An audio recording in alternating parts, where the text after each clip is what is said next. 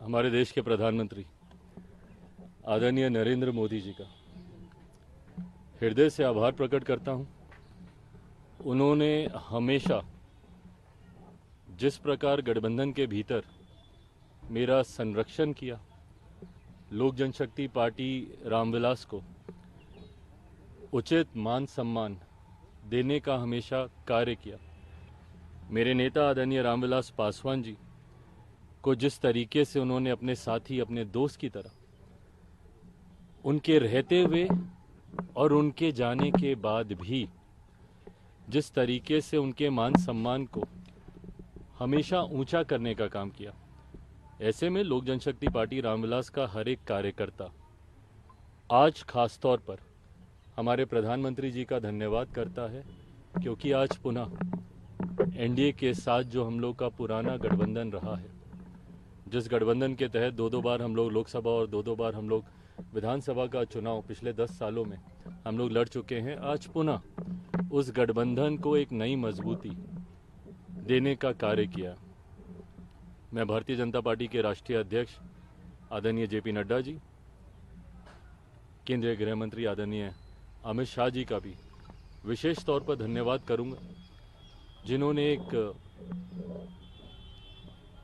एक बड़े भाई की भूमिका पार्टी के तमाम हितों को, पार्टी की तमाम चिंताओं को, पार्टी के तमाम कंसर्न्स को न सिर्फ एक्नॉलेज किया बल्कि एड्रेस करने का भी काम किया। आज जब हम लोग गठबंधन, ये गठबंधन की घोषणा नहीं है क्योंकि गठबंधन में हम लोग हमेशा से थे, पर चुनाव को लेकर, लोकसभा चुनाव को लेकर आज जब सीटों का बंटवारा हो चुका है, गठबंधन का स्वरूप पूरी तरीके से तैयार हो चुका है, तो इस मौके पर मैं केंद्रीय गृह मंत्री आदरणीय अमित शाह जी का, आदरणीय जेपी नड्डा जी का भी अपनी तरफ से, अपनी पार्टी के हर एक कार्यकर्ता की तरफ से उनका भी मैं धन्यवाद करता हूं। आने वाले दिनों में लोक जनशक्ति पार्टी रामविलास सिर्फ और सिर्फ एक ही लक्ष्य के साथ इस रण में उतरेगी कि बिहार की 40 सीटें हमारा एनडीए गठबंधन जीतेगा और देश में 400 सीटें जीतने का जो लक्ष्य है, ईमानदारी से मैं बोलूं, मुझे कई बार ये लक्ष्य छोटा भी लगता है और ये ओवर कॉन्फिडेंस नहीं है।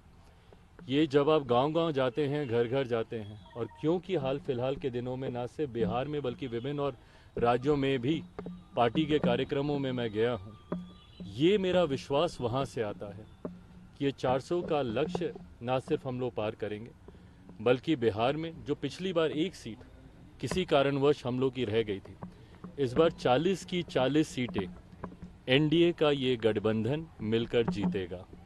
सर 2014-2019 का जो फॉर्मूला था सीटों को लेकर, क्या उसको लेकर कुछ आप बता पाए कि 2014 सीटों पर बात फॉर्मूला होगा कि सहमति बन गई, कितने सीटें आपको पार्टी को मिलेंगी? भाई हकीकत है, मैं दोहराता हूं, जो मैं बार बार मैं कहता हूं कि मैं गठबंधन धर्म की मर्यादा को तोड़ूंगा कि मैं कोई भी बात सार्वजनिक आप लोगों के साथ पहले कर लूं, जबकि गठबंधन और आप लोगों ने देखा है कि हमेशा से 2014 में भी गठबंधन के तमाम साथियों ने बैठकर इसकी घोषणा की, 15 में भी विधानसभा के चुनाव में भी हम लोगों ने ऐसा ही किया, 19 में भी ऐसा ही रहा, 20 में भी ऐसा ही रहा। मुझे लगता है बहुत जल्द गठबंधन के तमाम साथी वो सब एक साथ बैठकर न सिर्फ सीटों की बल्कि सीटों का चयन भी हो चुका है, उसकी भी घोषणा हम सब साथ मिलकर करेंगे। हाजीपुर को लेकर एक चीज आ रहा है कि जो दूसरा खेमा है आप लोगों का, क्या वो इस गठबंधन का हिस्सा है, क्या वो आपके कोटे में है या नहीं है? भाई मुझे नहीं पता कि वो गठबंधन का हिस्सा है नहीं है, ना ही वो मेरी चिंता में है। हाँ, इतना मैं कह दूं कि मेरे पास किसी का कोटा नहीं है। मेरी जो सीटें हैं वो सिर्फ मेरी हैं। गठबंधन में कौन है, वो है कि नहीं, कौन है नहीं, बाकियों का तो मुझे पता ही है, वो है कि नहीं मुझे नहीं पता, बट हाँ, मेरे पास किसी के कोटे की सीटें नहीं है। किसको कौन सी सीटें मिलेगी डिसाइड हो चुका है, फॉर्मल बस अनाउंसमेंट हो? जी, फॉर्मल अनाउंसमेंट बाकी है, बाकी सारी चीजें डिसाइड हो चुकी है। चिराग जी, एक सवाल ये है, बता रहा है कि हाजीपुर आपके पास। चिराग जी, एक सवाल ये है कि अभी नीतीश कुमार के साथ भी आपको एक मंच पे खड़ा रहना होगा, एक मंच साझा करना होगा, क्या इसके लिए आप तैयार हैं? देखिए, लक्ष्य आपको तय करने ज़रूरी हैं और जब आप बड़े उद्देश्य की तरफ अग्रसर होते हैं तो वो उद्देश्य आपकी प्राथमिकता बनता है। कई बार कई मौक़ों पर हर किसी ने अपनी अपने मतों को अलग रखकर गठबंधन के हित में, राष्ट्र हित में फैसले लिए हैं।